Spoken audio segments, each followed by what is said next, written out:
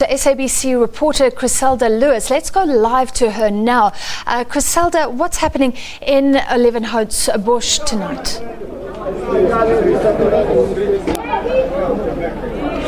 Well, Francis, the situation is still very tense but very calm. Also this evening, where I'm standing at this moment is one of the shops that was looted here in Olievenhoutbosch. We've counted at least 4 of those that were looted during running battles between protesters as well as police. It's been a day of violence here in Olievenhoutbosch from this morning since the community embarked on a protest, more than 1,000 of them saying that they're sick and tired of the crime in their area and also alleging widespread corruption when it comes to the allocation of RDP houses in the area. At this stage, there are still quite a number of burning tires in various parts of Olievenhoutbosch, and as you can see now, we just point to this area, you can see there are some of the foreign nationals who are standing here next to me who have decided to take what remains of the looted stuff, and they're basically leaving Olievenhoutbosch this evening. They're saying they really do not feel safe being in this area, and a large police presence still remains in this area, as would be expected, as the community has vowed to continue with their protest action. I can certainly say at this point that more than 5 shops have been looted. There are still quite a number of tires that are burning in this area. On the R55 that had been blocked out or barricaded since the very early hours of this morning, Francis, police are still holding quite a strong presence, particularly in that area, trying to divert the traffic as well. And police said they'll remain in this area as well for the remainder of the evening. Let's speak to one of the affected very briefly, one of the foreign nationals whose shop, I understand, has just been looted. Sir, you've decided to leave the area. We saw your shop was looted. Where to from here? I was inside the Joburg when they are looting my shop. So now we are collecting some stuff. They leave the people, they are looting the shop. So I don't know what they are attacking our business. We don't know it. Yeah, that's why.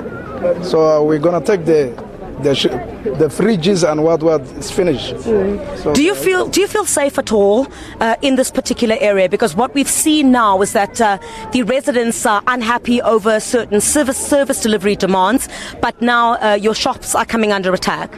But I don't know what I say that, because it's not the safe, but we can't do nothing. If it's not the safe, we can't do nothing, because we do not see there any person to protect the people when they are looting my shop. All right, so you don't feel safe this evening? No, I'm not feeling. I'm not feeling, because you see also your situation everywhere they are bending. Yeah, that's why I can't feel the.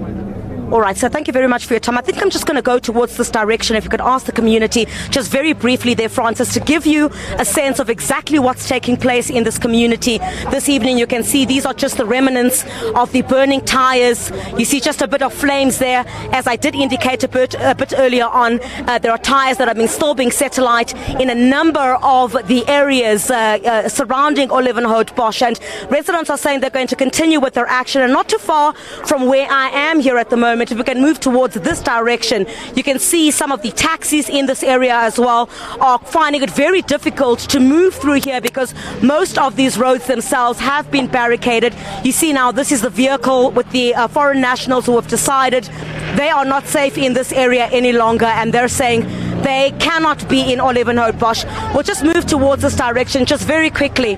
If we could just show you here, not far from here, this is one of the areas where the community had indicated that the ward councillor needs to be recalled.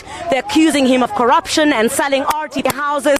And not too far from here, I'm not sure if you can see far ahead there, where the police lights are. Where the police lights are, they are now protecting one of the houses of the councillors in this area who has since come under attack, and they've been trying to ensure that his home does not get vandalized. A few stones were thrown a bit earlier on this afternoon, as well as some of the manholes uprooted, as well as some of the mobile tuck shops as well that were torched in this particular area. So what residents are essentially saying, as you can see from area to area where I keep moving to, you'll see that there's quite a number of logs that have been put in the area, in the middle of the road, and residents are now saying they are going to continue with their protest action, and they're saying the very same will remain. What they've now subsequently done is they've given the Human Settlements MEC, the Gauteng Human Settlements MEC,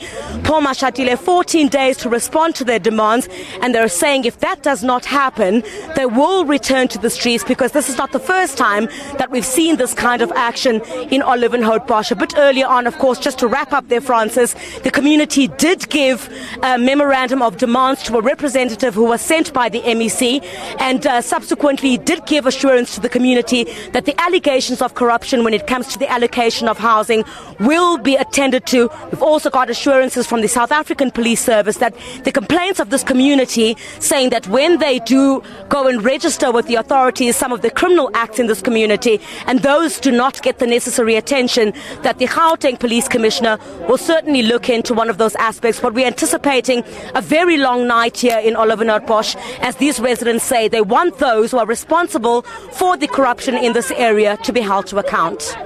Griselda Lewis reporting live from Olievenhoutbosch. Foreign-owned shops looted, and it seems they're like ward councillors also being threatened. That's it for now. We take a short